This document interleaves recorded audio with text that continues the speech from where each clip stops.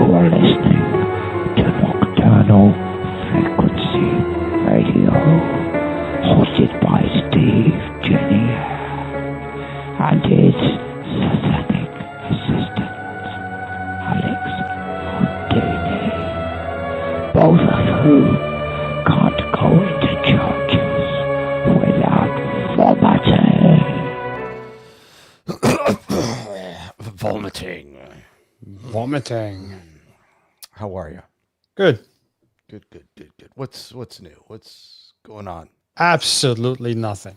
Man, you know, I gotta catch you. I gotta catch you off guard. You do? I have to catch you off guard because it's not the same. It's not the same. We're beyond that. Gotta start a new project. Yeah, we do. We've got to start a new one. Exactly.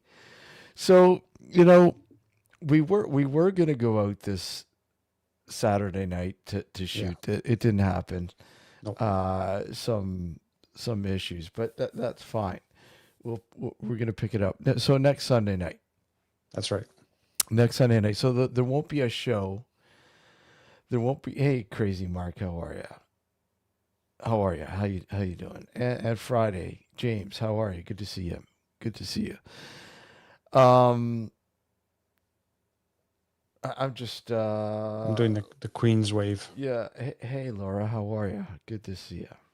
The Hello. Queen's wave. You know, so things have been really busy. I mean, I've been off and just doing all sorts of shit. You know, working on the Halloween decor. Yeah. I'm actually building two things. I'm building a coffin, and I'm building an entrance archway for the cemetery. Nice. Yeah. So I'm you know, it's looking good so far. I mean, the coffin's taking me a little bit more time, which is fine because you know what? I had to get some skid boards. I have to make it look really worn, make it look really old, you know? Oh, I will. Don't worry. Don't worry, Michael. Hold on. Let me just see. I have, hold on. I should have forwarded this. Let me just see. I should be able to forward this. Hold on. So I can show it. I just did like a little short teaser sort of thing. Let me just see if I can. It should. Wasn't you running around in a thong, was it? No. That's really scary for Halloween. No, I kept that because you know you never know, right? You never know. So okay. Actual size. Yeah. So yeah, I'm just looking. I'm looking. I think Michael did. Yeah, he did. I just seen them now in the. He sent them by email. So I do have them, Michael. And we will share them. Obviously, share them. Okay, so let me just catch up. So yeah, no show next Sunday night. But what we may do, I guess, because we're there shooting, we may do just like a little short live, maybe just to check in with the folks. It'll be fun.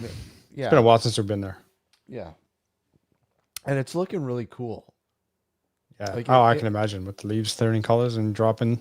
Well, yeah, it's looking awesome, man. I mean, just to give you like a little. Hold on a sec here.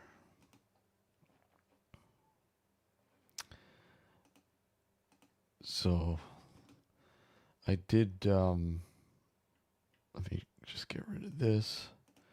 Get rid of this. Get rid of this. And all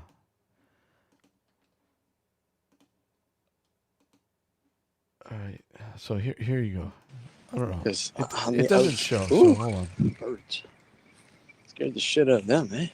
Okay, so That was freezing, man. I just remember. Look at the colors, man. Hold on, let me just I know. drop up. Yeah.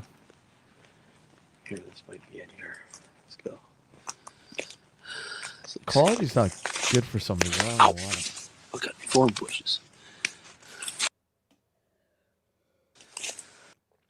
Before going into that, I saw remains of a house a couple of years. but yeah, so you get an idea. There's been a lot of people. So it's looking really cool in there. Good. So it's primo for shooting. It's primo for shooting. Damn typos. Are you going for?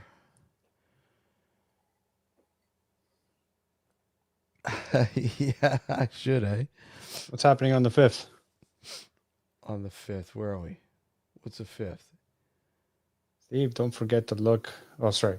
I'm jumping ahead here. Steve, don't forget to let me know about the 5th of November. That's Rawside Paranormal. Oh, okay. Oh, yeah. That's right. Laura asked if I could do the show. I don't know. Because I probably will be working, but we'll see.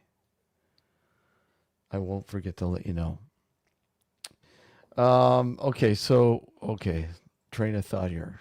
Get back into train of thought. Squirrel. Oh man, I've been on the and with Ozzy too. Ozzy's just like crazy, man. He's like definitely the perfect name for him. Yep. He's an insane dog. He's going to bring home a bat's head Monday. You know that? Yeah, I think he already has. He's Has gone he? after. He's Nice. gone after 2 dead mice already. Very nice. Yeah. It's an offering. Yeah, he's gone after 2 dead mice. So yeah, tonight we're going to. We've got some stories that we're going to show. We're going to share later on in a bit. Your tales of high strangeness. And and we'll I guess we'll share a couple of ours. I mean, we've done to death our stories. Oh, yeah. But yeah. But I'm looking in. So right now, as it looks, as it seems, temporarily right now, the Royal Coachman in Waterdown is going to be the place where we're going to have the nocturnal gathering. The Royal Coachman. Yeah. You All ever right. been there? Nope. Oh, it's a really cool place. The Royal Coachman, it's supposedly haunted. Supposedly. But I'm going in tomorrow to finalize stuff. So in other words, when I'm there, nothing's going to happen. Probably not, except for you're just gonna like engulf or overindulge in the spirits. Yeah. Well, not those kind of spirits. The ones that make it drive funny. What the hell is a watered down? Watered down. Watered down. Watered down. You should know, Terry. Come on. So once that's all done and finalized, I will get that all out to you all. And you better show up, Terry. So that again is the Nocturnal Gathering and / the 20th anniversary of Southern Ontario Paranormal Society. Yep. It's a twofer. A two for one. And it's Waterdown is a nice little town. It's building up now, but the thing is, the part where the Coachman is, it's actually a neat little, it's for the fall. It's really nice. 1082. Jesus Christ. I got thrown out of Waterdown. Okay. So yeah, that's the way it's looking so far. In 1982. That's more like it. 1982. I was going to say 1082. So he's definitely a vampire. Yeah. Yeah, he's definitely a vampire. That's for sure. The truth is coming out about him. We knew this all along. Oh, and we are making Evil Cabal shirts. Nice. We are, man. We have to. Yeah, we can't. I don't know why it took us this long to actually think about it. I know. We are gonna make Evil Cabal shirts. I did one sample already. That's pretty cool, but I'm still working on it. I'm still working on it. So Evil Cabal shirts will be coming down the pipeline very soon. Terry's Probably, a carrying member yeah. So probably I would say just in time. for Christmas.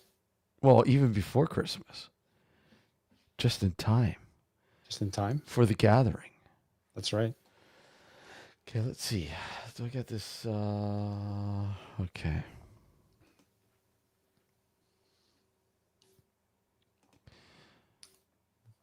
The gathering.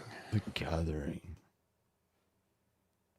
Okay, I got to Just out of Patreon. What's that? Just out of Patreon, start getting donations to bring some people over. You know what I mean? Like pay for their flight over and accommodations. Yeah, that'd be pretty cool. Okay, so open with. Okay, here we go.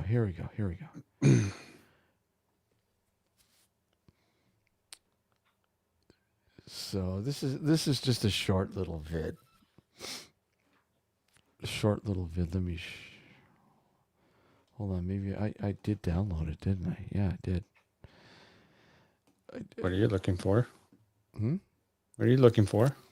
Oh well, we're talking about the yard. I mean It's only short. It's only small. It's nothing major. Just to give you a little update.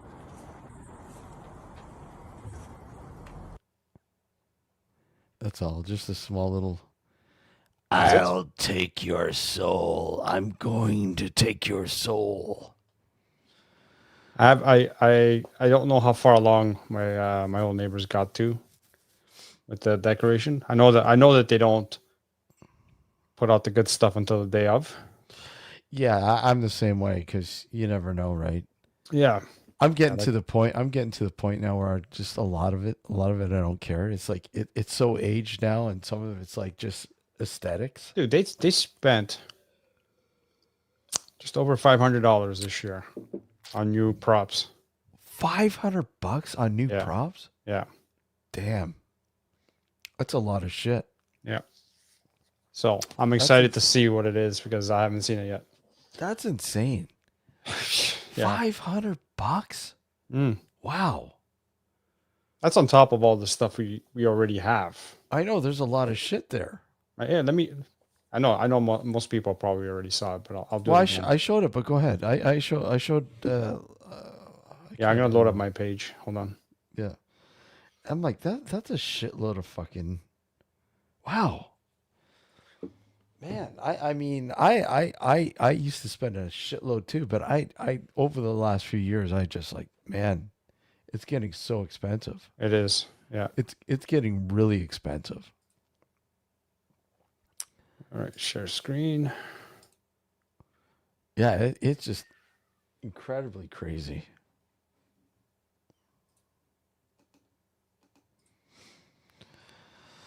I don't know if it's gonna have sound. Hold on. There's no sound, right? No, Shoot. Hang on. There you go. it's just playing me back. There you go.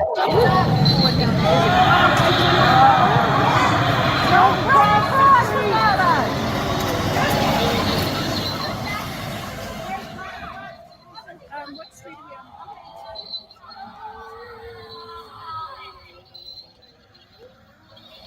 Fog machines weren't even rolling at this point.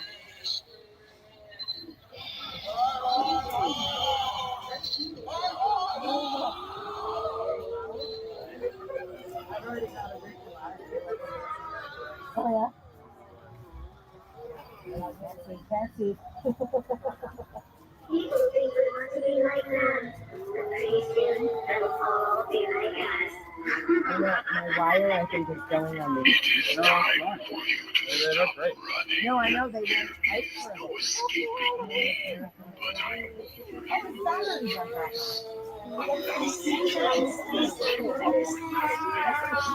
Spooky shit, man. She knew that you could. There's this one house on this.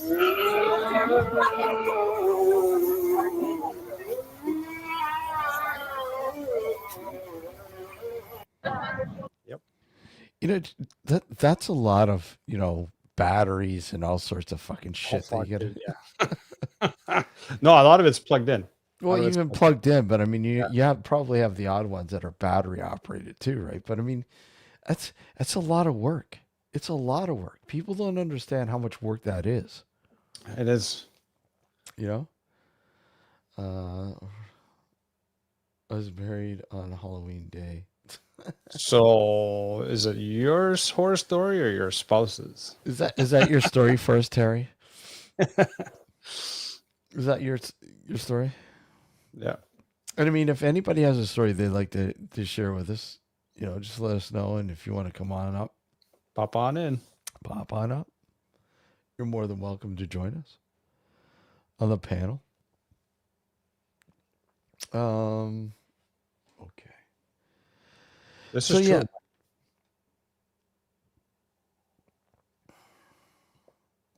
Yeah, exactly. Okay, get that all loaded up. Get the Gmail going, and then we'll get some stories. Creepy. Oh my God. It's like I have to increase. Hold on. Open reading mode. There we go. Okay. All right. This one is from Michael. This one's from Michael. Michael, here you go. This one's from you. Okay. My first experience with the paranormal dates back to my childhood. I was staying the night down at my grandparents' house because I was around 8 years old and they lived in a house in the middle of a hollow, or as you guys probably would call it, a hollow. Okay. Hollow. Holler, or here in French, hollier. Which means there isn't many people around. Anyways, I decided to go to bed that night because it was a school night and I had to get up early for school.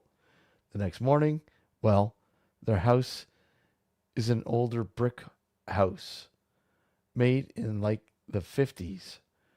So the walls are going to be thinner compared to the houses these days. However, my grandparents, it just decided to jump on me. Where did it go? However, my grandparents were already in bed, but I was awakened to the sound of their snoring due to those very thin walls. As previously mentioned, so I decided I better go ahead and go to the bathroom, then go back to bed.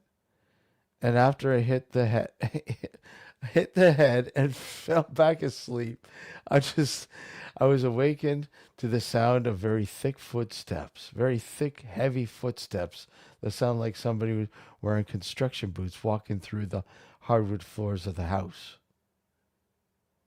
My initial thought was maybe it was my grandfather waking up in the middle of the night. So I listened closer. I heard them snoring, so I knew it wasn't them.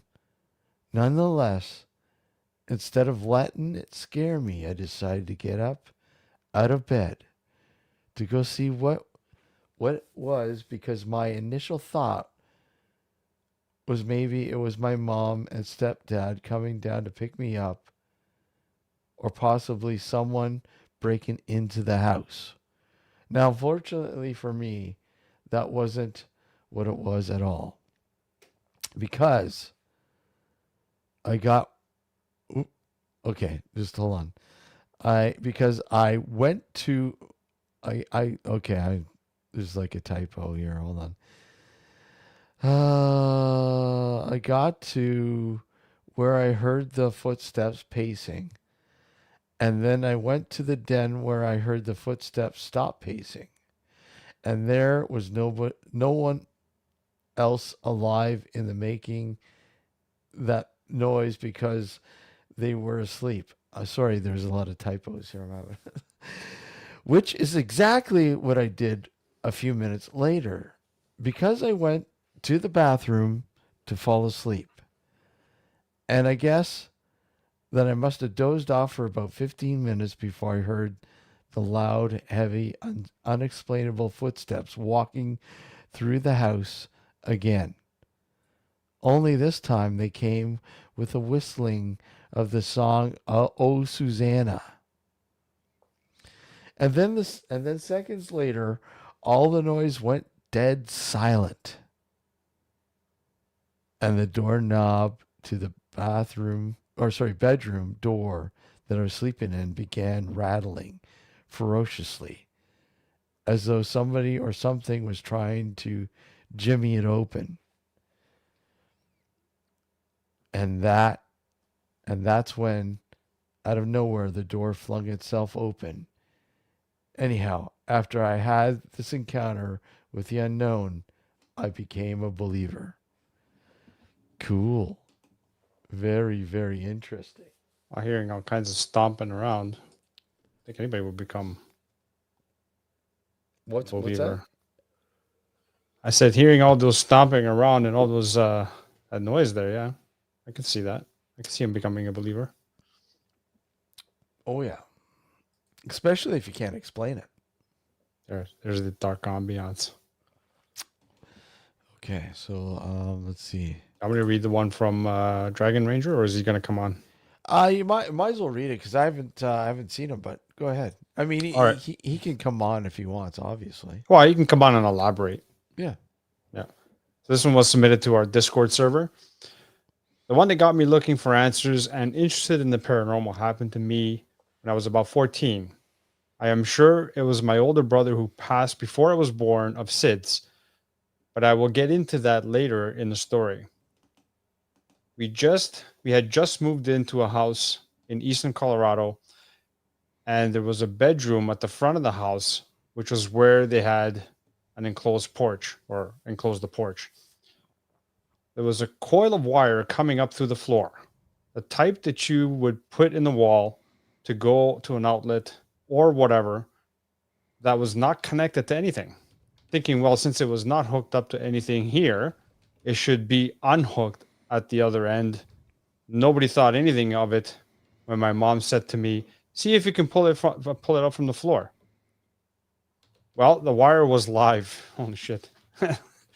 I could not let go. Someone appeared in front of me that looked remarkably like me, possibly a bit older, or my dad when he was younger. And using his hands, he hit me in the chest, knocked me off the wire. After he hit me, of course, the electricity took over and knocked me across the room. But 2 hand-shaped bruises showed up on my chest, and nobody but me saw the person that knocked me clear off the wire. The resemblance to myself and my dad is why I believe it was my brother, even though he died as an infant. There is a theory that a spirit can appear at an age other than what they died. Very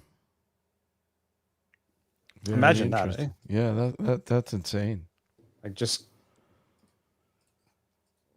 the I don't know, the 2 handprints on the chest. Yeah, that would definitely be insane. Yeah, that'd be insane. Definitely insane. Yeah, that's crazy, man. Crazy. Don't apologize, Mike. No. That's okay, Mike. It's fine. You should see the typos we do. All of us, I mean, every one of us, I'm sure, has had, tales From the dark side. not from the dark side, but just very unusual experiences. Oh, yeah. Experiences that, you could probably easily explain, but at the time of them happening would make you think, oh, wow, this is just insane. You know, even the Bible say that. They return to their youth and form. Yeah. Well, this one was kind of like in reverse. Yeah. Dragon's brother passed away as an infant and came back to help him as an older individual. Yeah. Yeah, that's insane. I'm sure Kristen has a couple of stories. Kristen? You know, I mean, I've hold on. I think let me just see. I think there's another one in direct messages. Okay, maybe not. Hold on. You've told our stories multiple times, Kristen. It never gets old. Get on up here. Yeah. You're going to have to stay for the whole show. Just come up and tell your story.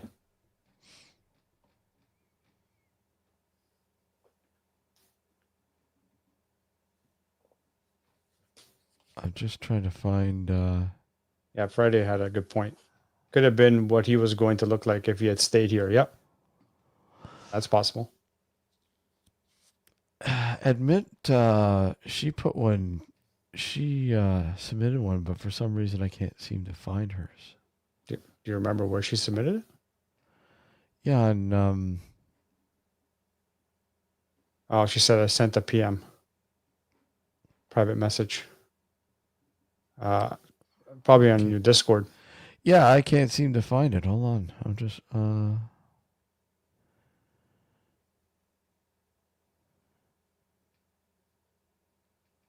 trying to find it.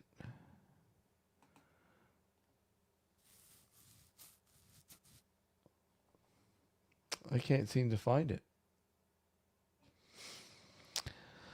There's another one that Mike sent through Yeah. Discord as well. Yeah. Do you want to say Yeah, that one? I'll read that one. All right. This happened when I was like 8 or 9. I was staying at my grandparents' house one night because my mom had to work late, and my grandparents go to bed early and sleep soundly through the night. So it was around midnight when I woke up to the sound of footsteps. It's not the same story, is it?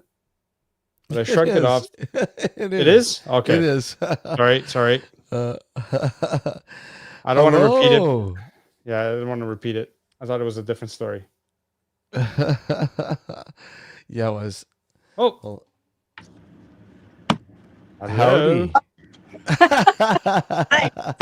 I was waiting for you to say hi. I was putting my stuff away. Sorry. How you doing? Hello. Hey, is it too loud over here? The heater just kicked on. No, you're fine. Good. You're good. Yeah. Okay. All right. Well, yeah, I can retell the story. I think I told it the first time I ever came on the show. That was a long time ago. Most people won't remember. So go ahead, knock yourself out. Okay. So this is the first story or the first experience that I like paranormal experience I remember, and I didn't remember it until way later in my, years. I just kind of like squashed it down, but I was about 14 or 15 and I was asleep in my bed, and it was way, way early in the morning. Like it was very, very dark, very early in the morning. And I remember waking up, and I was laying on my back, and I woke up and I looked down at the foot of my bed, and there was a person standing at the foot of my bed. I think I remember this one. You remember this? Yeah, I do. And I used to think it was like a shadow person, but it's not necessarily a shadow person, because it had like swirling shadows from outside the window, like swirling on them. So I could kind of sort of recognize who this was. And I did recognize who this was. And I thought it was a friend from, like, my best friend from high school. And so I'm standing like laying there looking at her, and I'm like, what are you doing here? And she doesn't say anything. She just stares at me. And and then that at that point I realized, like, okay, maybe this isn't my friend. Like, maybe this is something else. And so, like, trying to, like, in that space, like that headspace when you're like half asleep, half awake, it made sense to me to like keep the conversation going. And so I asked her, okay, what time is it? And she looks over, she's staring right at me, and she looks just next to my head. And at the time, there was this nightstand with a digital clock on it. So she looks down at it and looks back at me. She says, it's 3:50. And just at that moment, my head falls back on the pillow, and the whole time, like, you can feel yourself falling asleep. And the whole time I'm just like, don't fall asleep, don't fall asleep. That thing is still there. My head hits the pillow, and right as it hits the pillow, I spring fully awake. I sit up, I'm looking around, I'm breathing hard. I'm like, oh my God, okay, oh, thank God. That was just a dream. And I go to lay back down, and I turn over on my side, and I'm staring right at the clock, and it says 3:50. And that's That's the story. freaky. That is freaky. That's Is that what got you involved in all this? No, because at the time, I was like 14. Like, I was interested in the paranormal, but this wouldn't take hold until I was in my mid 30s. I wouldn't start looking at it and thinking about it like this until way late. So, So how do you look at it now that it's taken hold? When that different. experience. It's a lot different, because at the time, like, when you're young and these things are just happening to you, at least in my experience, I just kind of squashed them down, or automatically thought, like, oh, okay, well, that was just a dream, or that was just a weird brain thing, or that obviously didn't happen. Like, that can't be real. Yeah.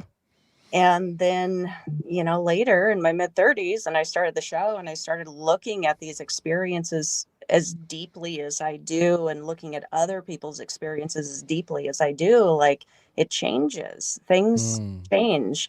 And I feel like the harder you look at this kind of stuff, and the longer you look at this kind of stuff, and you're really paying attention, like, it stares back, man. Like, it starts, I don't know, things start happening, and you notice it more. So that just kind of validates the whole experience too. Not for me. Fuck. So it's Not for you. Not for you. Alex. It's like I got a fucking curse, man. A curse? Why do you have a curse? Why? I don't know. I think you're too hard on yourself. Yeah, I agree. I want something to happen. I do. You Right. have had things happen. I've heard your stories, man. Yep. Yeah, it's not enough to this is my dilemma. Right? So my dilemma is this. I'm the type of, and this applies even to like religious beliefs. I neither believe or disbelieve. I'm kind of agnostic, right? The paranormal to me is kind of similar. I need to have, for myself, I'm not talking about being able to prove to anybody else. I could care less about that. I need to be able to have irrefutable proof that cannot be explained away. The experiences I've had can technically be explained away. I'm not saying that that's what happened. Like the mundane explanations, I'm not saying that's what happened. It could have very well have been a legitimate experience, but because there's that seed of doubt, it kind of makes me say, "Fuck, yeah." I need something that I cannot, or anyone else cannot, literally explain. Sure. And no anal probe, Steve. You're still too hard on yourself. I really do think. I really do think. Doesn't it make a difference to you? Like, Alex, I mean, both you and Steve have been at this forever. Like, you've heard a million stories plus one, and I'm certain that both of you believe quite a few of those stories. Doesn't it make a difference to you how many of these stories you believe and are inexplicable, and you just get to a point where you're like, well, it couldn't have been anything else. It couldn't have been. So doesn't that kind of validate what you've experienced? So I don't think, and I can't really speak for Steve, but I can almost, think these things along the same lines. But neither of us would still be doing this if we didn't have that sort of Right. belief, right? Right. However, that being said, I'm in it, like, for myself personally. I'm in it for myself, not for, not to prove to anybody else. I'll leave that for other people to do. I really don't care about that aspect of it. I'm literally doing this for myself. I'm doing the research, or even like trying to delve into sort of like, the metaphysical. I haven't really gotten into that, or even like meditating or any of that stuff. I don't have the time for that right now. The truth is Alex cares. Yeah, exactly. Thank you. But I don't especially now with a small child, I literally don't have the energy at the end of the day to do any of that stuff. Right. And Yeah. that's the part of the problem. But the one story that I had, and I don't know how many times I've shared this on the channel, Steve, I can't remember, but I'll share it now. It was back when I was in high school, long time ago. I had a problem falling asleep. I couldn't fall asleep. It would take me at minimum an hour to fall asleep every night. And I approached a friend of mine who was more into like the spirituality and all of that kind of stuff. And he recommended I meditate. I had never done it before. And he goes to me, when you first do it, it's going to be difficult because your mind's going to wander. You're not going to be able to clear your mind and sort of do what you got to do. So he recommended putting like a penny on my forehead, pressing down on it hard so that you feel it, so that then you can focus all your mental acuity towards that instead of letting your mind wander. And sure enough, after about a couple of weeks, and it helped, because after a couple of weeks, it got to a point where I didn't need it anymore. I could go lie down and clear my mind, and within minutes, I'd be asleep. That's why you still have that indentation. That's there. right. Well, the copper is the reason why I lost my hair. But it got, and then one night same as usual. I would lie down on my back, close my eyes, clear my mind. I was in that half in and half out state, like you were talking about earlier, Kirsten. And I felt myself leaving my body. Like I felt myself lifting out of my body. And at the time, I didn't know what it was. I didn't know what OBEs were, or astral projection or any of that stuff. So it scared the shit out of me, and I snapped awake. Right. And I was like, what the fuck was that? I have not been able to successfully meditate since that time. And this is, like I said, going back to high school. I'm 51 now. Right. So this is a long time ago, 30 years ago, plus 30 years ago.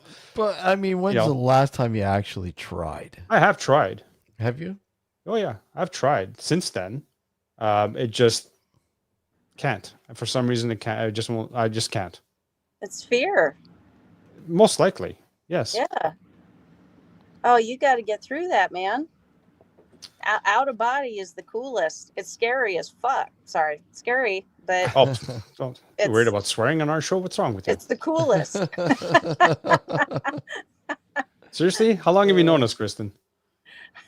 Oh, I know. I'm sorry. Hey, we're the Canadian ones. We should be saying sorry, not you. Oh, that's hilarious. Yeah, yeah, you're just too hard. Like you have had experiences, and I think I don't want to say overthink it, but I probably do. well, you probably do. You get like that. The more and more you look at this, the more and more you're exposed to it, the more and more you, sort of hear other, accounts and so on and so on. You start getting, I guess it becomes that, you become so vain and so I don't want to go through this because it's just bullshit. But like there's times that I sit there and I watch or I read or listen to something and go, I can't handle this. This is just pure garbage. I mean, why do people sort of flood this this I don't know, this gateway to I want to say a realism that is waiting to be experienced, and like candy coating it,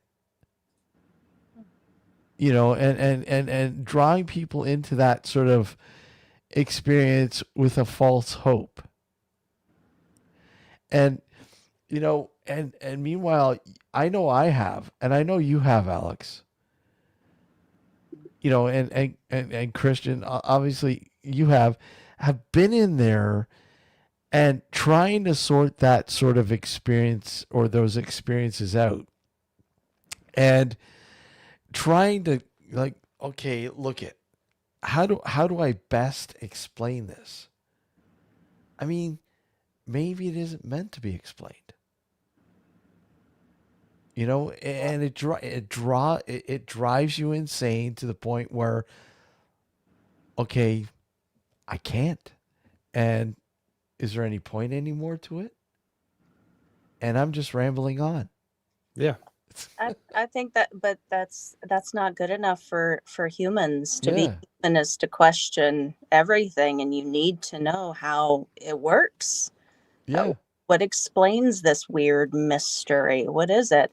I think that's why a lot of folks gravitate towards scientific explanations for it, because for whatever reason that gives it some kind of basis. I personally don't believe our physical science explains anything in regards to this. I think it's a science that we don't have access to, that we can't quite fully use it to explain this stuff yet.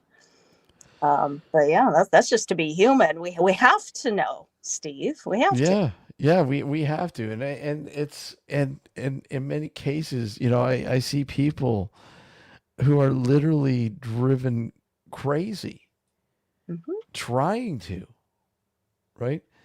And some people just sit there like, when they analyze this, they analyze it like things like, say, religion, trying to understand religion, or trying to Good luck with understand. that. Yeah, well, that's what I mean. Yeah. People, they try to digest more information than they can handle, and it just becomes okay. This just blob, this meaningless blob, and you keep trying to like sort it out, and you just can't. So should we just accept it, and therefore should Alex just accept his experiences? Alex? No. How do Doesn't you, work that way for me. Alex, how do you explain being sick in the Spruce Lane farmhouse? I was already sick. You were already sick? I got worse at the Spruce Lane farmhouse. Yes. Yeah. Okay. So And then I got better when I got out. Now, so how do you explain that? here's my tinfoil hat. No, sorry. Okay. Here's my scientific hat. Yeah.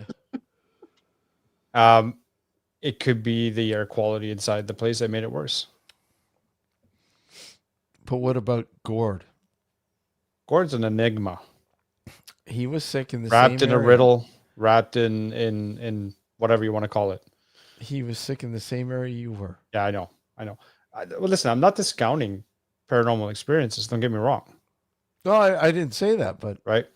My dilemma has always been, I've always had the mindset where, and it's not something I want. It's just the way I am. I need solid proof in order for me to truly be behind it 100%. tell me when you look at the paranormal, Mm-hmm. and dealing with something that we have no idea about, what is solid proof? There isn't. There isn't any. That's the point, right? This is the point I'm trying to make. So you don't believe that something that, say, is outside the scope of our understanding, outside the scope of science, being able to explain it as possible, No, I agree that it's possible. What I'm trying to say is that even though we don't have the means to say what it is by mundane terms, for lack of a better term, it doesn't mean it's paranormal in the context by which most people understand the word paranormal. Okay. Right? When you talk to someone off the street, anyone, when you ask them, what's paranormal mean to you? I would almost be willing to wager my left nut that they'll say it's something to do with ghosts, spooks, goblins, like your typical standard, or nowadays demons, your typical standard answer. Truly, the word paranormal means anything that's abnormal, for lack of a better term, or not for lack of a better term. There are better terms, but to put it simply, it's anything abnormal. Anything that can't be explained readily by any means at our disposal right now. So now we need to do that. Now we need to hit the streets and ask that question. We just to prove you right or wrong. Yeah.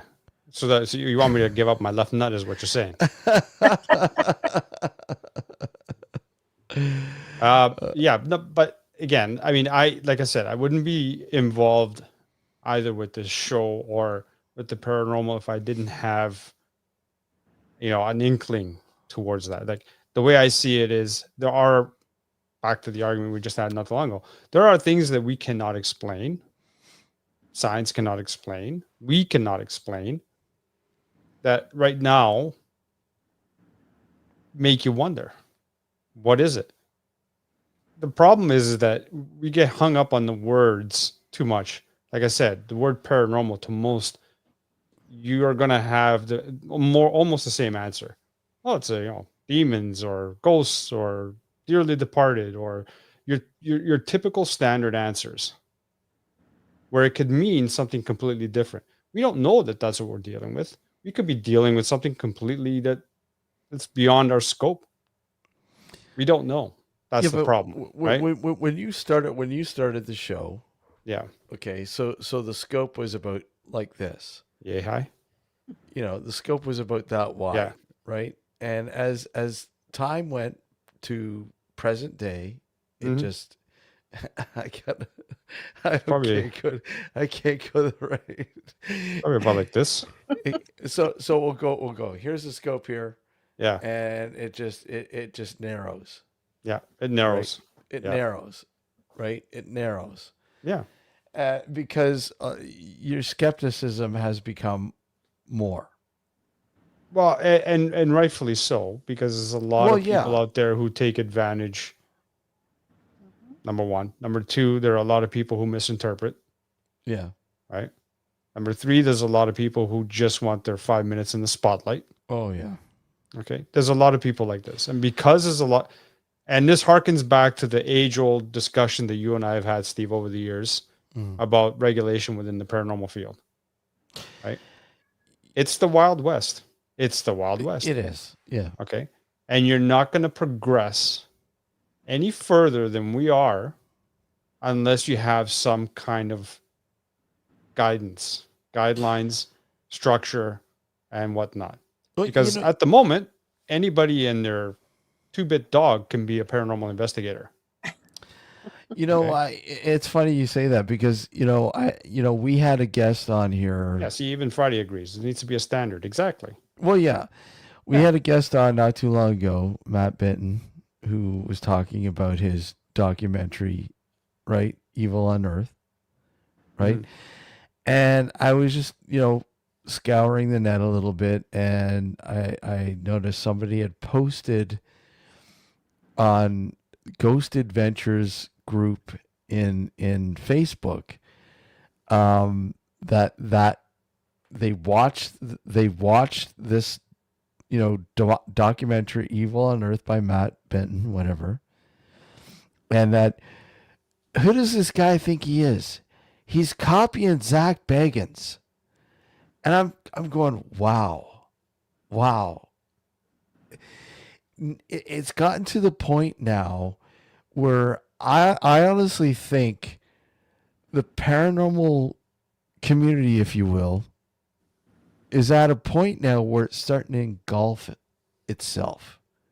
It's starting to eat itself up. The Ouroboros. There's nothing left. So they got to start making these comparisons to, it's like, as if this Zach Bagans and Ghost Adventures were the beginning of all this. It's like, guys, wake up. Your field of thinking is so narrow. And these are the people that are like, oh yeah, I'm going to make a difference out there in the paranormal field. The only difference is in their lining pockets. It's. You got to look to smaller creators now. You There's do. a lot of folks coming out with some new ideas and new ways of presenting the material. Yeah. Yeah, you do. Can I shit on that for a second? Kristen? Huh? Can I shit on that theory for a second? Okay. Shit all over it. Creators do that in the hopes to aspire to become bigger. Mm-hmm. Right? Mm-hmm. Mostly because of the money. Well, yeah. That's the problem. This is my cynical side coming up, by the way. I've had too much of but you know what? There are people. No, I agree with Kristen. There are people out there that are, that aren't in the limelight, that are making a difference, that are forwarding and thinking outside the box. And I keep bringing up people like Michael Esposito, right? People like that who experiment. And do make a difference where most of these people, they sit there and they stick to the same formula and have knocked things backwards. They haven't moved it forward at all. It has stayed stagnant for so long. Mm-hmm. And but there are people out there that are really making differences. Yeah, really are. Mm-hmm. And even if it's just a small area where people would go, I've never heard of that before. Yeah. So, anyways, I guess I'm for the small creator who's willing to do it differently, who's not trying to copy paste. Don't do it the same way. Don't be a douchebag like Baggins. Don't do that. Just give me some different material. Dig a little bit deeper. Go a little bit farther. Mm-hmm. Give me something that I've never heard before. I enjoy those kinds of small creators. I appreciate them, and I think they should be paid. I think they should be making lots of money, because if they're making lots of money, then they've got all the time to keep creating the awesome content, and I'm all for that. I'll watch them. There are people that even here on YouTube, I've seen some people, and I'm continuously fascinated with the stuff that they talk about and discuss. Yeah. I look back to some of the stuff that we used to discuss on the show years ago, Alex, Mm-hmm. and it kind of takes it's dormant, and then all of a sudden you watch something else and somebody discusses something, an aspect of the paranormal that many people don't talk about, and it's like, wow, this is really cool. It's refreshing to hear somebody who might be newer, or somebody who has a totally different way of looking at things, discussing that same sort of aspect, but in a different light. Mhm. So and furthering the discussion, so I mean, there is hope. I think there is hope. There's definitely hope. There's lots of people out there that fly under the radar that people don't pay attention to, and those are the ones that I think are obviously ones you need to keep an eye on and sort of follow. And it's, mind you, it's getting tougher though. I think it is because unfortunately, when I began, I mean, the grassroots approach, as it's almost non-existent now. Right. And it's really a shame, because I think that grassroots approach was, meant to sort of, look, I want to learn exactly what this is all about. And now it's like it's not about learning what it's about. It's simply, oh, let's go catch a ghost. Right. And quite honestly, it's got nothing to do with catching a ghost. Right. Mm-hmm. Yeah. If anything, it's to explain what we can explain, to get to that little piece that we can't, and analyze that and try to explain that. Anyways, we're going to take a break here. All right. It's like a philosophy hour. All right, Kristen, thanks for coming on and sharing your story again. Of course. Take care, Kristen. Guys, have a Take good night. care. Good night. Take care. All right, we're going to take a short break here. Anybody else want to share their story? The link's at the top. Come on in. Tell your story. Laura, where did you share your story with me? I can't Discord. find it. I can't find it on Discord. I got it up. Oh, you got it? Okay. Well, we'll tell it when we come back. So don't go anywhere. We'll be right back. You're watching Nocturnal Frequency Radio. We'll be right back.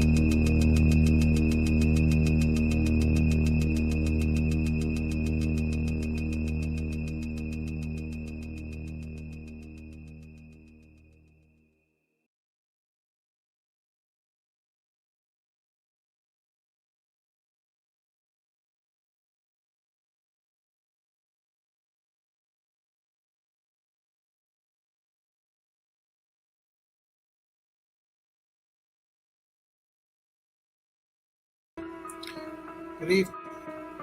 I'm Richard Palmisano, the founder of the Searcher Group. It's a paranormal company, the oldest in Canada. I founded it in 1979, which not only makes me old, but makes me doing paranormal research and field work for just under 45 years now. I am also an author, researcher, and lecturer on the paranormal. I've written 6 books now.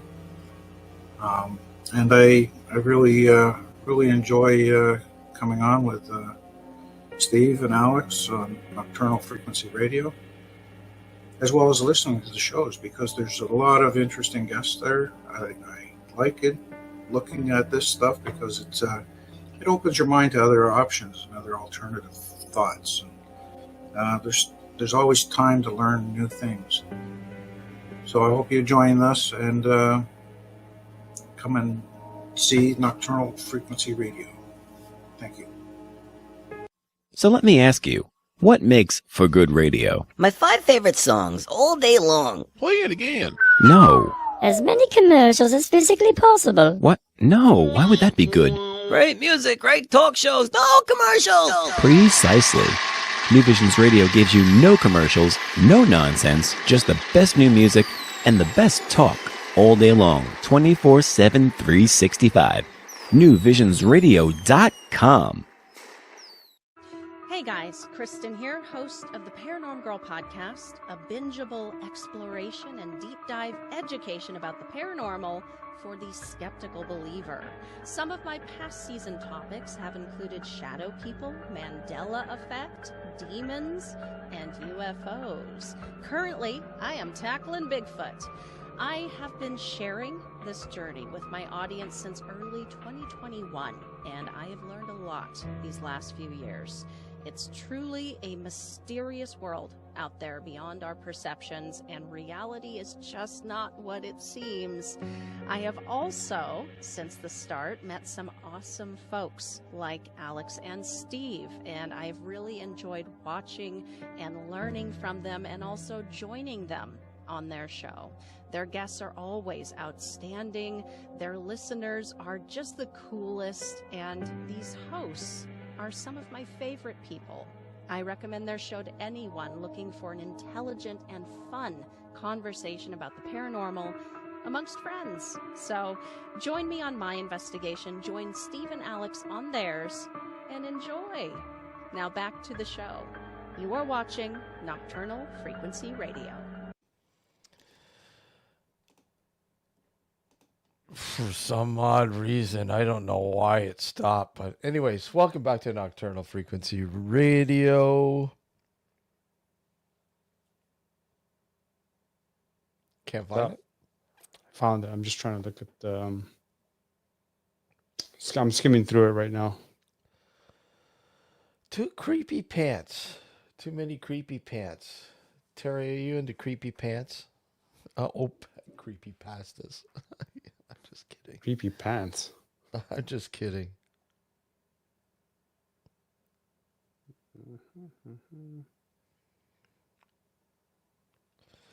Creepy pastas.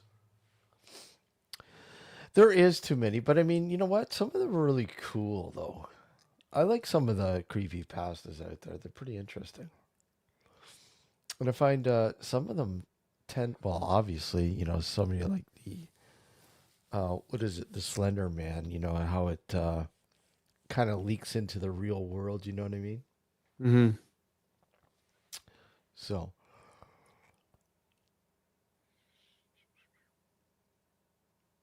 Yeah. Here's I'll tell Michael's second story here. Yeah, go ahead. And you can read that over. Okay, this is Michael's second story. It was at the very beginning of springtime about 3 years ago when my dog and I went out gathering carving wood about 3/4 of a mile away from my home. On land where myself and the owner of the land were the only people that were supposed to be out there. Unfortunately for me, and the owner wasn't out there with me.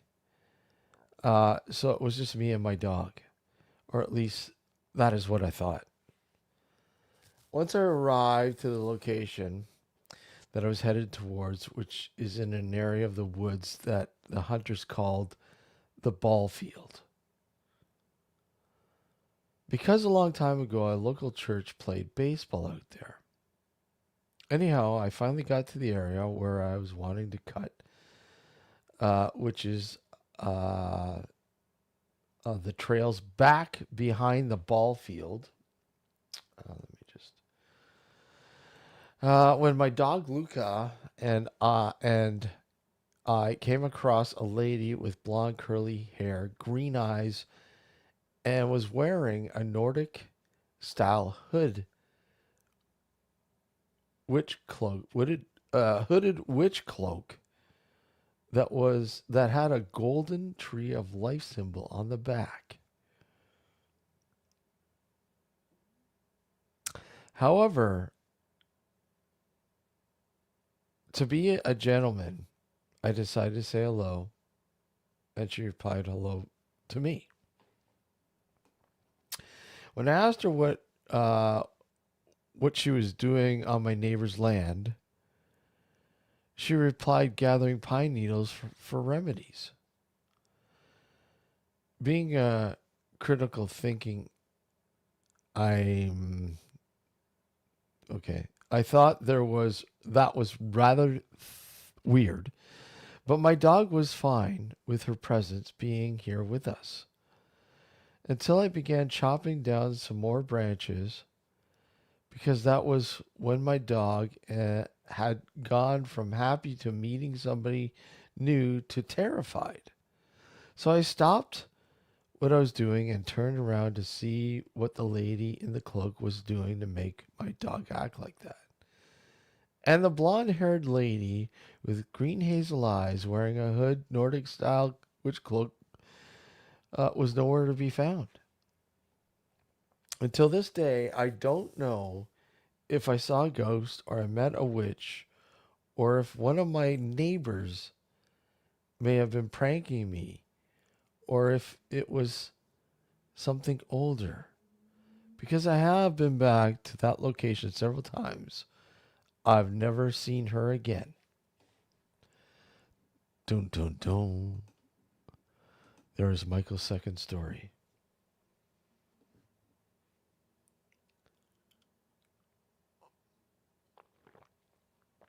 So, what's the verdict? Oh, you're muted. Sorry. This other story is about 5 pages long. Oh, wow. Yeah. So let's start. Okay. My experience started 20 years ago in 2005. I still remember it was clear as if it happened yesterday. My father died in June of that year after a prolonged illness. My parents had been married for 44 and a half years. They had a 75-acre farm with an old 2-story Victorian farmhouse and a 2-story barn and an orchard beside the house with apple, walnut, and cherry trees. Dad was a pack rat, so every nook and cranny of the place was crammed with stuff. After Dad's death, Mom needed help to go through everything. Bear with me while I give you a little context. The 2-story farmhouse had a parlor with a wood stove in it. Entering the front door, you would walk into the parlor. To the right was the living room, and on the far end of the living room was a doorway in the back corner that led to my parents' bedroom.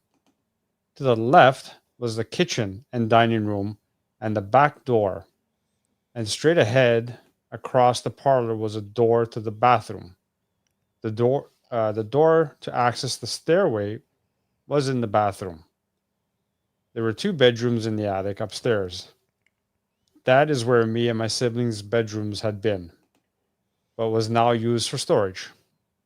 For the last few years of my father's life, he had been unable to walk and was confined to a hospital bed in the living room. We had a lamp that was left on 24 hours a day in the living room that provided a soft light at night to see by. After Dad died, Mom continued to leave the lamp on to see by at night. She was so used to it that it had become a comfort to her. I had been going down on the weekends to help her sort through everything. It was late October. I had been down for the weekend helping her. It was Sunday, and we were both exhausted. We decided I should spend the night and head home early in the morning. It wasn't uncommon for me to spend the night and get up very early on Monday and drive home for work. I would get up around 3:30 in the morning and head home. It was about an hour drive, and I worked an early shift. I enjoyed the quiet drive home at that time of night. She kept the door to the upper story closed, so she would only have to heat the first floor of the house. She had a large California king bed in her bedroom, so instead of heating the upstairs, I shared her bed on the weekends. I would try to get up without waking her to head home. I could usually do it if I got up slowly. On this night, I woke up about 2:40 a.m. It was about 6 feet from the door to the foot of the bed. The lamp from the living room added a soft glow in the bedroom. I lay on the side of the bed near the windows and doorway. It was still about 50 minutes before I needed to get up to leave. I needed to go to the bathroom and decided that I couldn't wait until time to get up. Mm-hmm. I didn't want to wake mom if I could help it. I started to get up. When I started to sit up, she stirred, so I laid back down. Usually I waited a few moments. She would settle and I would get back up without waking her. Right after I laid back down, I was laying on my back. I felt something. I lack the proper words to describe it, but I will try. It felt like a physical touch to your soul. I felt something. I looked up, and in the doorway was someone standing there. Initially, I was startled by seeing someone standing in the doorway to the bedroom. My first thought was someone had broken into the house, but when I got a better look at it, I realized that it was not human. My initial thought was, did I forget to lock the door? How did this thing get in the house? I quickly ran through the evening before bedtime. Yes, I remembered locking the door. Immediately, I propped up on my elbows in surprise. Once I realized it was not a human, I started studying it. I studied the being in front of me. Initially, I was not scared. I was curious and fascinated. The being was small, between 3.5 to 4 feet tall, humanoid in shape. It had arms longer than a human, with its hands almost down to its knees. It had a wild halo of salt and pepper black and white hair that was that was wavy and went to just below its shoulders that stuck out in all directions. It wore a shirt that went about 4 to 5 inches below the trunk of its body, partway down its thighs, of rough tan linen looking fabric. It was square. It looked like you took a pillowcase and made a slit at the top of the head to go through, and the slits on the side of I'm trying to picture this. Slits on the side of the arms to go through. It was barefoot, the only clothing being the pillowcase shirt. It was thin to the point of looking emaciated. It had thin, ropey muscles and knobby joints. Its face had deep grooves and creases. It had rather large hooked nose and jet black eyes. Its eyes had no whites at all. I couldn't see any ears because of the wild hair. Think of an emaciated Dobby from Harry Potter with wild hair and jet black eyes. Comical, I know, but it is the closest thing I can think of to describe its appearance. We studied each other for probably a full 2 minutes. Having had dogs and cats all my life, I used to tilt my head when looking at them when I was curious about something or asking them something. So I tried it with the being in front of me. I tilted my head while looking at it. It mimicked my movement. We continued to stare at each other for a bit. Suddenly the being leapt from the doorway onto the bed and then onto my chest and belly supernaturally fast. Sorry. It went from the doorway over 6 feet away to on top of me in an instant. It was a blur, it moved so fast. The instant it touched me, I became paralyzed. My head slammed back on the pillow, and my arms went limp. Its unnaturally long arms reached down and grabbed my forearms. It was sitting on its knees on top of my belly and chest, looking at me. I couldn't move. I couldn't breathe. The only thing I was able to move was my eyes. I tried several times to take a breath, and I was not able to. If you can't breathe, you can't scream. It had a tight-lipped smile on its face. Tears started to stream from the corner of my eyes. I glanced over towards my mother. She was on her side, facing away from me, unnaturally still. I tried with all of my might to take a breath and raise my arms, but was not able to. The more I struggled, the more I started to smile. I slowly bent over. The more I struggled, the more it started to smile. My mistake. I slowly bent over and leaned. It slowly bent over and leaned its face down to mine until it was about an inch or two from my face. Terror coursed through me. I thought, this is how I'm going to die. Excuse me. My mom is going to find me dead in bed.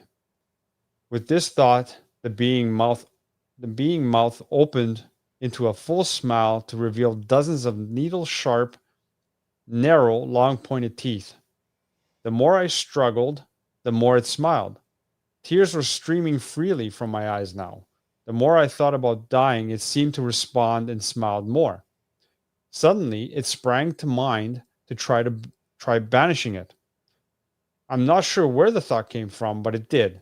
So, with all my strength, I tried to lift my arms and thought that it was not welcome here. It must leave. Only light and love was allowed in this house. Its smile faltered, and I was able to raise my arms about half an inch off the bed. It worked. I repeated the demand that it leave this place in my mind, stating, in the name of all that is holy and light, leave this place now and never come back. You are not welcome here, and I revoke your right to be here. The being's smile disappeared, and it started to frown. It sat up away from my face again. I started to feel a little lightheaded and lack of oxygen. One final time, I demanded that it leave now and never return. And I raised my arms about 2 inches off the bed while it was still gripping my forearms. And with the last demand, it turned and leapt out through the closed window. The second, that contact was lost with the being, I regained control of my body and sat up facing the window, gasping for breath. I could feel the being receding to the north, the same feeling I had when I first sensed it. I turned, and Mom was still sleeping. I felt it continue to recede to the north. I reached over and touched the window, still solid, still intact. I sat there shaking until I no longer felt its presence. I got up and went out and checked the doors and windows throughout the house. They were locked. I went in and checked on Mom again. She was resting normally, now snoring even ever so softly. I wondered if I should wake her and tell her what happened. I was afraid if I did, she would be afraid to be here at the house alone. I did feel that I had truly banished the being. I went in and sat in the living room for several minutes debating on what to do. I finally decided not to tell her, at least not immediately. Don't ask me how, but I was certain that I had banished the being from the house. As I sat there calming myself down, I wondered, what was this thing? It seemed to enjoy my fear. I wondered what would happen to me if I had not banished it. Would I have passed out? Would I be dead? Would it have turned on my mother next? How did it get into the locked house? How did it leap out of a closed window?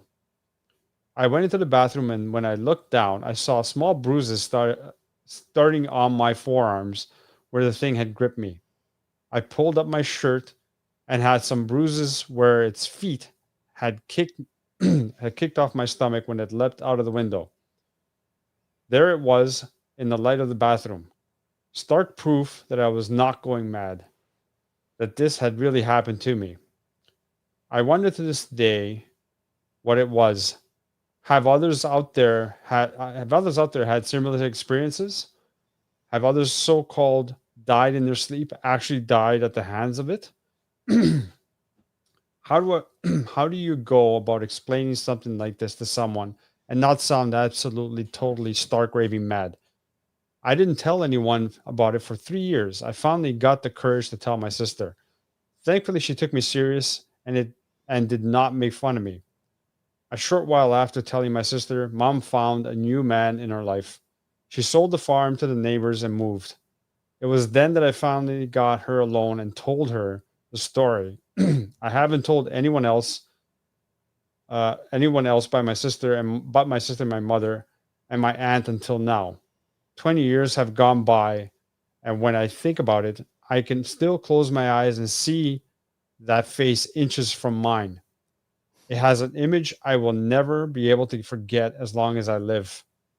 Now you've heard my story. What do you think it was? A demon, an evil elemental, an interdimensional being, something else? I keep searching for answers, but haven't found them yet. I may never find answers. I can tell you this though. I have excuse me. I have ever if I ever sense that thing again, I will be running in the other direction, probably screaming as I go. That's crazy. Oh, good Lord. Mouth started drying up there. That's crazy, eh? It is. It's a crazy story. Friday says an imp. Troll? If it's the description Imp? of a Yeah. troll, not an imp. You ever had an encounter with a troll? Me? No. Not the mythical kind, anyway. Anybody else got a story? Come on up. Come on up. It's a crazy story, that's for sure. Don't really know what to make of it. I know. Don't know what to tell you. I've heard stories not quite like this, similar but not quite like this, obviously. There's always that, the old hag.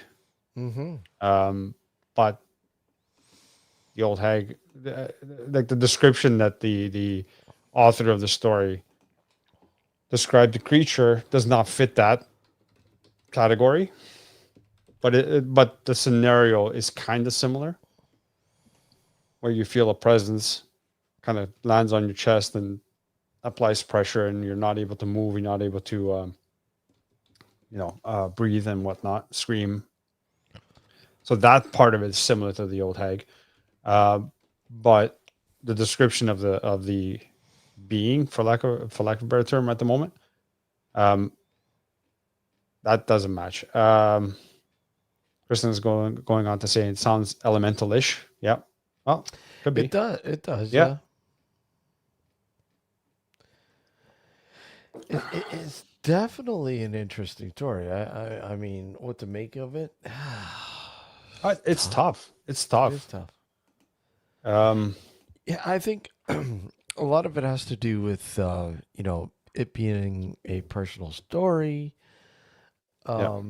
It's really hard to sort of convey to others and try to get their sort of, somebody can tell you something and it, oh yeah, it's definitely this, but is it really though? What I can say is that it's most likely not physical. If it was physical, it would have broken the window on this way out. Yeah. And the fact that it didn't lends me to, or makes me believe it's more of a ethereal form rather than a physical form. And when you're dealing with stuff like this, it literally can make itself look like whatever it wants, really. Or maybe it's playing on something that the author had on his or her mind already. You know what I mean? Maybe they had read a story that had similar character traits in the story, and this is what it portrayed itself to be just because of that. You know, so that could be also a possibility.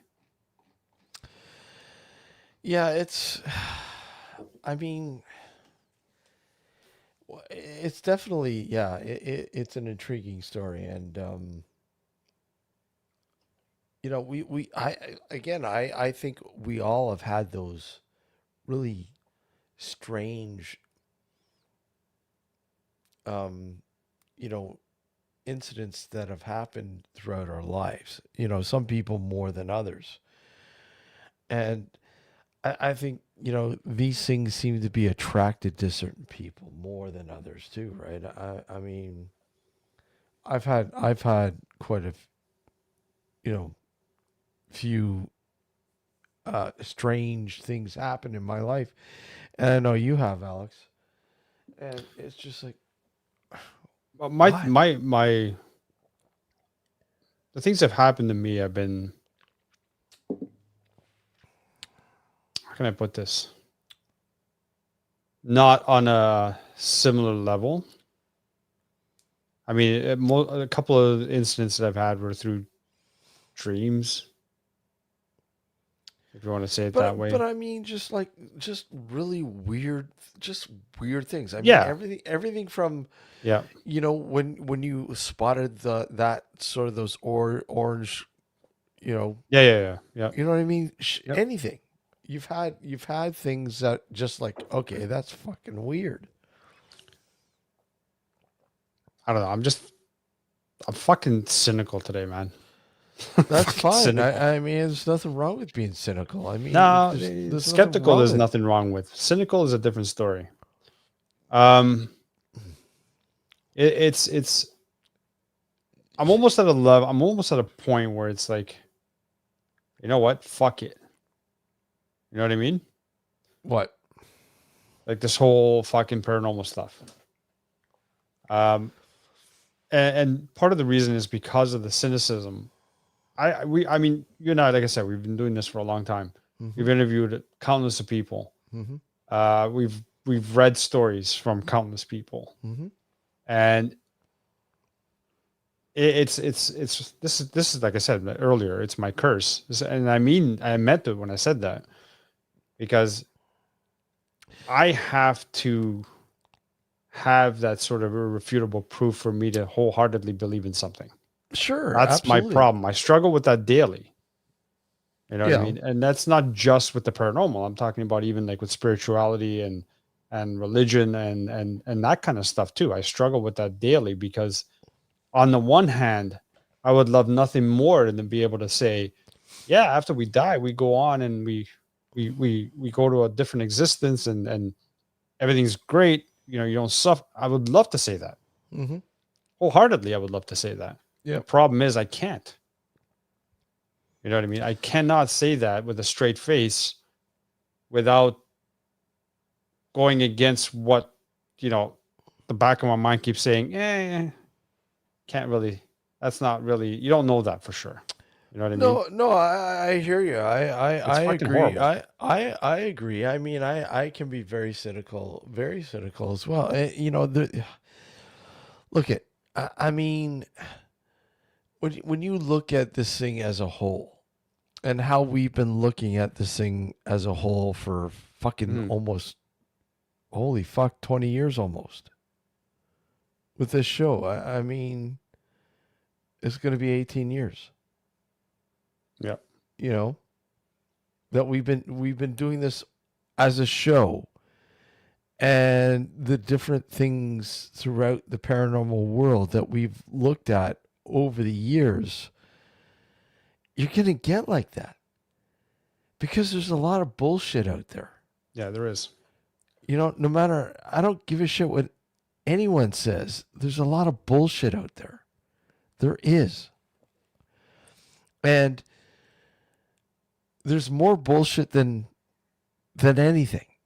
And it's like an investigation in itself. There's too many people going in and automatically saying, Yeah, I got proof. Yeah, I've seen a ghost. Yeah, and that's it. Without saying, well, I seen something interesting, but I want to try to explain it. Right? I'm sitting on the fence because it could be anything. Instead, no. It's like, no, I've got proof. I've got it. I've got it. And there's too much of that. Yep, way too much. There's just way too much of it. And like I said, and it's killing the way I look at the paranormal. I can't sit down anymore and watch anything paranormal anymore. I can't, because it's bullshit. A lot of it is just pure bullshit. Yep. And I hate saying that, but it is. That's right. You can't look at that shit. You just can't. You got to do it for yourself. That's all it boils down to. And like you, Alex, I've my whole journey is, wanting to understand what is going on, that there is something going on, but what is it? Yep. And I started the journey with investigating and researching and investigating, and still do it, but not as much. And doing us doing this radio show as a part of it as well. And you look at the the paranormal as a whole over the years, as long as we've understood it the way we understand it now, it hasn't gotten any better. No. If anything, it's gotten worse. It hasn't gotten any closer. Because if there was any authentic or legitimate scientific people out there doing research on, or looking at what a lot of these people in the paranormal field are doing, they're long gone, because they're bored as shit. It's just garbage. People talking about fucking Ghost Adventures and Zach Bagg and, fuck's sakes. Who the fuck cares? Who the fuck cares? I want to know what's really going on. I really do. That's why I do this. That's why I continue to do this, the show, and so on, because I want to know what's going on. Not the entertainment bullshit that's out there.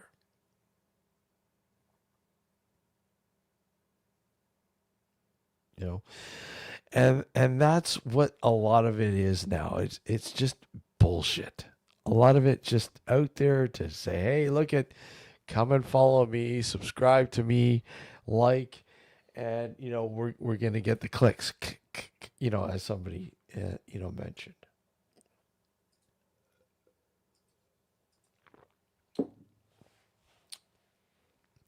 And I hate to sound like a downer, but it's true.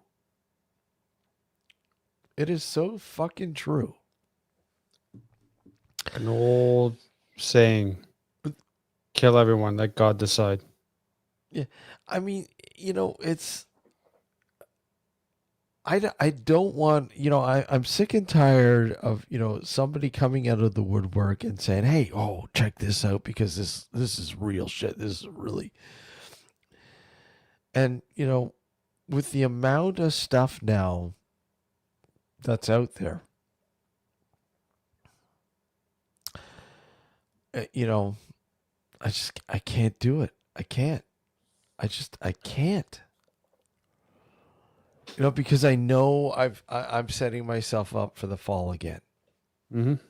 Well, again, you got to do it. If you're doing this, you got to do it for yourself. You can't be doing it for any other reason. It's the problem is that it's hard to find legitimate people or people who are doing this legit. Sorry, let me rephrase that. It's hard to find people who are doing this for the right reasons. And that is to understand what's going on, not to, be, like you said earlier, for the clicks and the likes. Now, back to the earlier conversation. I understand fully that sometimes you have to, you have to do it because you have to pay your way somehow. I get it. It's just like with investigations, right? People who do investigations, if people charge to do investigations, you kind of want to steer away from it. But it also depends. If you're asking the client, like if the client lives 2.5 hours away, and you're asking them, okay, I'll be willing to do it, but can you cover my gas? That's different. Yeah. I mean, it's nonprofit most of the time. You don't want to charge for an investigation, but I mean, if somebody's willing to sort of, chip in some gas money. Anyways, we've got Dragon here. He's gonna. How you doing, buddy? Oh, not too bad. I told you earlier this week that I'd pop in and relay the story that actually got me into the paranormal life. Awesome. Let's hear it. Go ahead. The floor is all yours. I was probably about 13, 14 years old at the time. And we had just moved into a house in a little town in eastern Colorado. And they had enclosed the front porch and made it a bedroom. Well, coming up out of the floor was some electrical cable, like went up into the wall to run to an outlet or a switch or something like that was just coiled up on the floor and then cut off. Not hooked to anything or anything else. So we figured, okay, it's not hooked to anything on the other end. And Mom says, see if you can grab that, pull it out of the floor. Well, when I grabbed it, it was a hot wire, 110 volts. And to this day, and it goes back to what one of your people said in the chat in your last show earlier tonight, that spirits can appear how they want to you. I swear it was my older brother, because the resemblance to myself at the time and what my dad would have been younger was uncanny. I swear to this day it had to have been my older brother, who died of SIDS before I was born. Mm-hmm. Hit me both hands in the chest, knocked me off that wire. Of course, the electricity took over, knocked me into the wall. Nobody else saw the figure that knocked me off.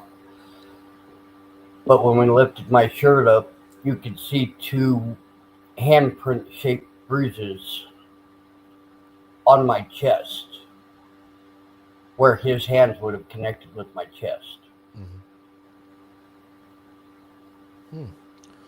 Were you alone in the room when this happened? No, my mom was standing right there watching.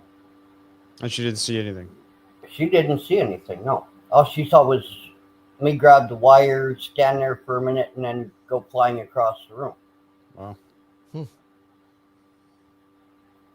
And then a few minutes later, the 2 handprint-shaped bruises. See, it's stories like this that kind of give me hope, but man, I'm just sorry. I'm harping on this again, but I'm fucking cynical today. Mr. Debbie Downer. No, I'm just in one of those moods today. Sorry, folks. Mood. Apologize. Yeah, it's again. We've had so many people on over the years that have told their personal stories, and you know, it's you know, some of them are just so out of there, like you know, UFO Ricky and Yeah, that's the Blood first person that Mar, came to mind. you know, Blood Monarchy Ritual Yeah. dude. You know, like I mean, it's just you're like, holy shit, how is this? How do you think this shit up, man? But I mean, yeah, it's Dragon. Yeah, that's quite an interesting story, man. It is. Yeah. Yeah, that's one of those things I not gonna tell you I've been abducted and probed by aliens or something like that. No, that's No. not one of those things. I mean, as close to an alien encounter as I've got is the Marple Lights in Texas, and hundreds of people have seen those. Yeah. I Yeah, it's tough. It really is with a lot of stories that are out there that we've heard. I mean, I'm not saying they're all you know, whatever. But I mean, there's some people that have some wild imaginations. I'm not saying some you of them are really Trey. out there. Some of them are Yeah. really out there. Some of them are really out there. Like I you know, and some people could say that about the experiences I've had. I've had some pretty fucked up experiences, man. I really have. And you know, the more and more over the years thinking about a lot of these experiences and going, what did I really see, or what did I really experience? You know, I don't know. I mean, you go back to the Credit River creature, and I mean, what did I see, Alex? I mean, did I really see something as I explain it, or was it just a simple trickery of the mind? You know, it's just so hard. It's tough to say. It's tough to say. I mean, at the end of the day, our mind interprets signals that we receive from our eyes, mouth, face, senses, and all that. It's interpreting the signals. Could it be a scenario where your mind just sort of wanted to see something? That's possible, but I mean, I can't say definitively one way or the other. Right? I can't say that what you saw was a hallucination or not. I wasn't there. It's like when you were in the Tremaine house and you went into that room and you had this really, odd feeling. I mean, how do you explain something like that? How do I explain? Sorry. Remember how you went into the one room in the Tremaine house? Yep. And you just had this really, eerie feeling. Something just. How do you explain that? I don't know. I can't tell you. And again, and it comes back to what we had a couple of years ago with. Comes back to the haunted trail I worked in. We just rebranded the t-shirt I'm wearing this year, but we were a couple of us had some paranormal gear. He had a K2, I had a millimeter at the time. Some of us had some AVP recorders and stuff. Well, we shut the power down at the mains up there at the courtyard and went down into the trail. We were a half mile from any power. His K2 was spiking into the red, and my millimeter was hitting 80 milligauss. Now, there's no ley lines in the area. There's no overhead power lines that were going over us. We'd been down there for 45 minutes and been flatlined the entire time.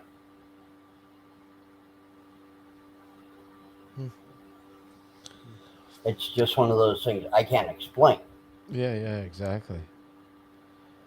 B's asking, have you ever had anything creepy ever happen to you, Alex? Just the night my father passed. That's it. Maybe explain. Say it briefly again, because B might not have ever heard that. Yeah. So okay. Well, my father was terminally ill. We knew he was dying. Doctors didn't make any qualms about it. The only thing was we didn't know exactly when he was going to die because the doctors weren't sure. He had leukemia, terminal cancer. They said to us it could be days, weeks, months. So the night he passed, I was working a late shift until 10 p.m. And I always made it a habit to call my mom to find out if there was any update. And she said to me that day that his kidneys failed. Now, when your organs start to shut down, you know it's going to happen. Yep. I didn't expect it to happen that night, but you know it's going to happen within a day or two. So I rushed down to the hospital after my shift, and I went to go see him. And he was like doing some weird things with his hands and whatnot. At the time, I didn't know what it was. I now have learned. I don't know I can't remember the terminology for it, but it's very common for people who are on their deathbed, literally about to die, to do these sort of weird sort of hand gestures or move their feet or talk to people who are not there. Right? It's very common. Again, I didn't know this at the time, so I thought it was just him being doped up on morphine. So I went to go see him. And at the time, I was a bit more spiritual than I am now. Now I'm not. But I went down to the chapel in the hospital, and I just said, you know what? Take him. I'd rather he take him than see him suffer like this. Yep. I went back to see him. And I went home. My sister was going to be spending the night. Now, I started, I tried to go to sleep, and I kept tossing and turning. I kept looking at the clock. And roughly around 2:30 in the morning is when I started to drift off into sleep. And as I was drifting off into sleep, I wasn't fully asleep yet. I saw myself in sort of like I don't know if it was a room or outside, but all I could see was a gray fog surrounding everything. And I see my dad sort of come out of that fog with a smile and waving and then disappearing. Shortly after that, my sister called. She was at the hospital spending the night, and she was crying. So I knew right away what had happened, and she didn't have to say anything. So my dad died at that time. Around roughly that time, I had that dream, vision, whatever you want to call it. So that's probably the only freaky thing that happened to me. I got over my fear of flying through a dream, but that's not really freaky. I can't remember. Did we know each other when that happened? When your father? No, that was before you and I met. My dad passed away in 2002. Okay. Yeah. Okay. Yeah. That's well over 20 years ago. Okay. Okay.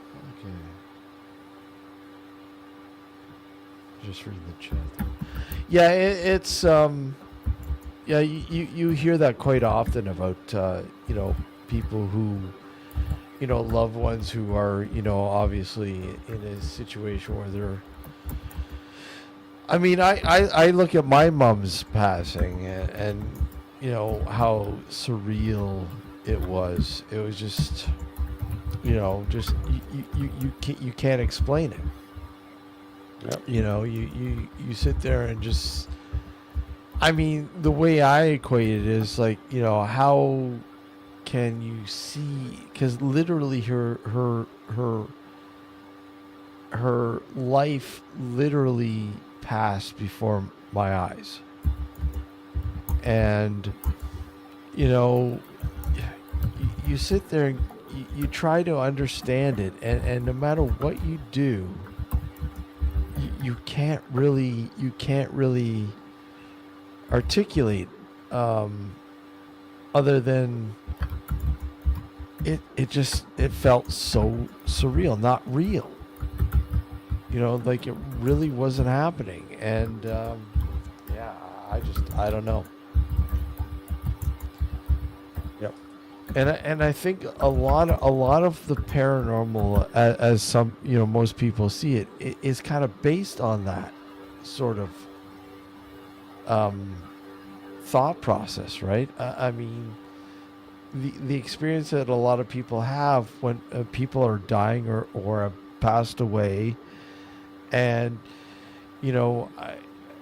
people grieve, and there's a sense of, oh, I need to, no matter what, I can't let go. I need to make contact. I mean, well, one of the main reasons why a lot of people will go and seek out a fucking a medium or a psychic to say, hey, can you make contact with my my husband or my wife or whatever that just passed away, and them giving them false hope. It's like, what the fuck.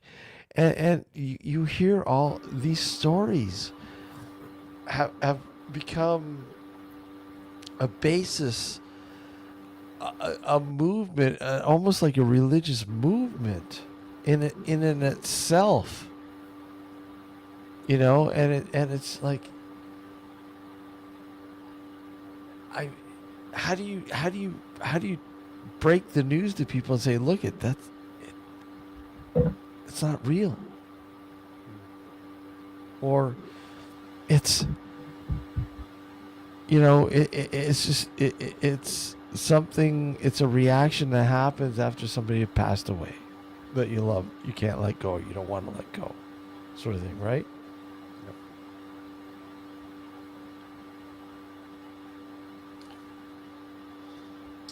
Anyway, I gotta get going. I gotta wake up early to go to work. We're gonna end the sucker.